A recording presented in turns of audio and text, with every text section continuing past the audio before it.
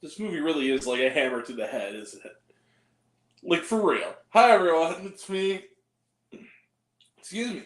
Hi, everyone. It's me, Grant, the movie and TV guy. Welcome to Raised on Popcorn with Grant, everybody. And today we're talking about a movie and series that we do here, and it is a retro review. And that is of Oldboy. Oldboy, not the 2013 one, the 2003 one, is directed and written by the great Park Chan-wook. It is a Korean language film, and it is one of the greatest films of all time. Certainly one of my favorite films. It is back in theaters in a beautiful 4K remaster for its 20th anniversary. I saw it tonight. I thought, why not review it? That'll be fun. We'll talk about it. So Oldboy stars the great Korean actor Choi min-sik or min-sik Choi, if you will. Either or. I've heard it pronounced either way. I'll say Choi min-sik. He plays Oh Dae-so, who is a man who's a little bit, of a belligerent piece of shit when we meet him, drunk and cursing and causing trouble, and but he has a wife and a young daughter. And through various circumstances, he finds himself trapped in this very small, very well ornamented, but very small room. And he remains there for 15 years, from 1988 to 2003. He is in there, and in that time, his wife is murdered, and his daughter is seemingly nowhere to be found, and he is framed for it by the person who is holding him captive, who he does not know the identity of.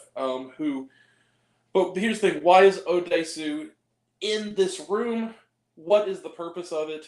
Why is he there? And also, why suddenly 15 years on the dot is he let loose out into the wilds of Korea to, fend for himself and also eat live octopuses? And why is he letting him go? What is his purpose? What is the game here?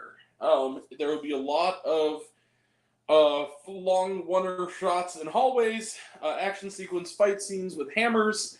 There will be a lot of psychological torment, and there will be a lot of existential dread. It's a Park Chan-wook film, everybody. Let the mayhem begin. So, Oldboy is, and I'm being vague because I really don't want to say anything more. Needless to say, he does form a friendship with a young woman who factors in later in a pretty horrifying way. That is all I will say. This movie is absolutely... Here's the thing. I've seen both versions. I saw the Spike Lee version in the theaters when it came out, long before I was doing this, like in 2013. Having already seen this movie, I watched this in a film class when I was my first year of college, so it was about a year after I saw it for the first time. And I think that film is not terrible. I think it has merit. I think there are parts that really work.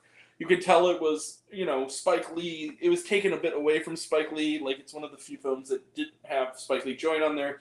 But try as Spike Lee might, and he's, a great artist in his own right, nothing can top this. This is, first off, Park Chan-wook is in my top 10 favorite filmmakers of all time.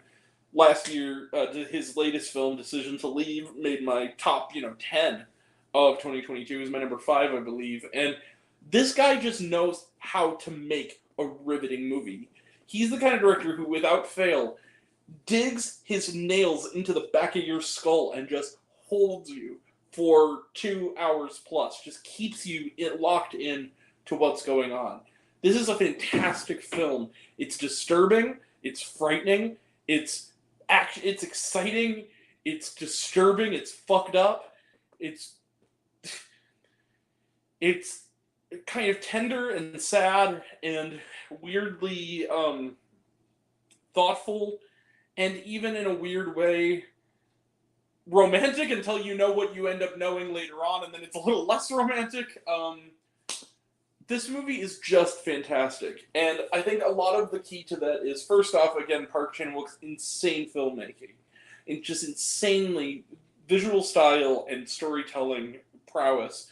But it's also Choi Min-sik and his amazing performance as Oh Dae-so. He is so phenomenal in this movie. This is one of the best performances I've ever seen in a movie by a male actor. He's so good. He is just utterly, devastatingly good in this movie. This is a film that is just... It is just... It's not... There are some people who are not going to like it. There were a couple of people at my screening tonight, which was actually pretty packed, who walked out of it, who probably had seen it for the first time and went, like, and did not like it. Like, I think a husband took his wife, and I overheard them saying, walking out, oh, you didn't like it? And she goes, no. Like, you think I was going to like that? Like, because it is a disturbing movie, but it's so well done. It's so well done. It hooks you, and it just does not let go. It's a brutal film. It's a powerful film. I love Oldboy. It is one of the most exciting, incredible neo-noir films ever. It's one of my favorite films of all time. And guys, I'm going to do it. Yeah, you see it. Bang. 5 out of 5 stars plus for Oldboy. I loved revisiting this film and seeing it on the big screen for the first time. This is such a terrific film. If it is playing near you, which it's actually getting a pretty wide release, honestly, through Neon. Thanks, Neon. I did have to travel a little bit to go see it. I had to go to a local art house. It was worth it. But go see Oldboy. What are you waiting for? Go see Oldboy on the big screen. It's fantastic. Go see it. And also, while you're at it, watch the Spike Lee version. It's actually not that bad. It's just not as good as this. Anyway, but that's it. 5 out of 5 stars plus for Oldboy. Let's close the book on it. Trailer trash. Let's talk some trailer trash.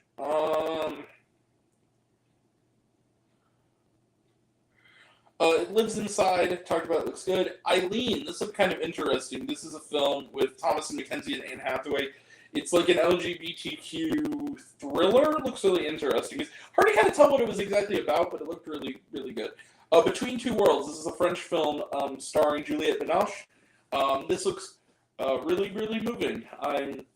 I'll definitely check that out at some point. And then Golda, the Golda Meir film starring... about Golda Meir, rather, starring Helen Mirren. We are seeing that next weekend. And was there shawarma? Yes, in the film itself, the final scene plays over the entirety of the end credits. However, also, I don't know if this is at all screenings. I think it might only be at art houses and Alamo Draft houses, so that's why I got it. But after the credits of the re-release, if it is playing near you, look at your show times. If it says 2 hours 12 on the website, you have that version.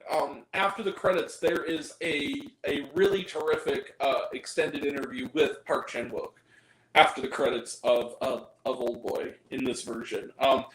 The interview is given by another great film artist from world cinema, Nicholas Winding Refn, who also doesn't wear pants in the interview for some strange reason. He's a weird guy. He interviews him and does a really good job. It's a really terrific discussion. Totally worth sticking around for. All right, and but otherwise, yeah, that's it. We will be back. I'm actually, later tonight, I'm going to try to, if not later tonight, it'll probably be Monday. It'll be sometime during the week sometime, if not tonight. We are going to check out, finally, Circus Maximus, the Travis Scott film, because it's now free on YouTube. I tried to go see it while it was in theaters. The closest theater near me that was showing it was a good ways away. And it was only there for a select few days. I couldn't go at a certain point. It came and went too fast. But we're going to check that out. Tomorrow we will be talking about the romantic comedy Puppy Love. Also on Luke's channel tomorrow night we will have spoiler talk for Blue Beetle. Monday, I told Austin on stream, and I meant it, we're going to do a retro review of Harry Potter and the Prisoner of Azkaban because we're seeing it. They're doing Marcus Theaters here in the where we are. The Marcus, at least maybe Marcus Theaters altogether. They're showing the Harry Potter movies for like $5 a ticket. So we're gonna go see Prisoner of Azkaban. We're gonna talk about it on Monday night. So, but and then next week, yeah, it's Golda, The Hill, Jurassic Park 3D retro review, and what was the other one? Golda, The Hill. And, we already did Gran Turismo. What's the other movie? Can't think of it now. Oh, Retribution, the Liam Neeson movie. That'll to end off the summer movie season. So, and also we're going to try to go see Slaughterhouse. I think that's in a couple weeks. Have a review of that. So that's all coming up. That'll all be next time. And until next time, I'm Grant, the movie and TV guy. I see it all. I'm happy to share it with you. I love you all. I appreciate you all. I love how classes missed to look 1,000 be kind to one another. If you like this video, give it a like if you want to, give it a subscribe if you want to. Do the bell. I don't know what it does, but that's what you're supposed to do. Or so I've been told. Leave a comment, even if it's hey Grant, I like waffles. It really helps out. If you want to mouse or reviews this and other fun stuff, you can check me out on letterboxd.com at RaisinPopcorn Twitter, I'm at Raisin Grant. You can find me on Facebook, Raisin Popcorn Grant. Instagram and Threads at Raisin Popcorn Grant. Serialized, all one word, lowercase, Raisin on Popcorn. Check out my podcast, Raisin Popcorn Grant Podcast, on Spotify and Anchor. Some of you already have, but even if you haven't, take care of yourself, take care of your mental health. It's incredibly important. And I want to know down below, what did you think of Oldboy? Did you like the movie? Did you hate the movie? Think my video is good? Think I'm full of shit? Comment below, let me know. And until we meet again, we're all raised on popcorn. Make mouth extra better. I'll catch you guys next time. Take care, everyone. Have a good night.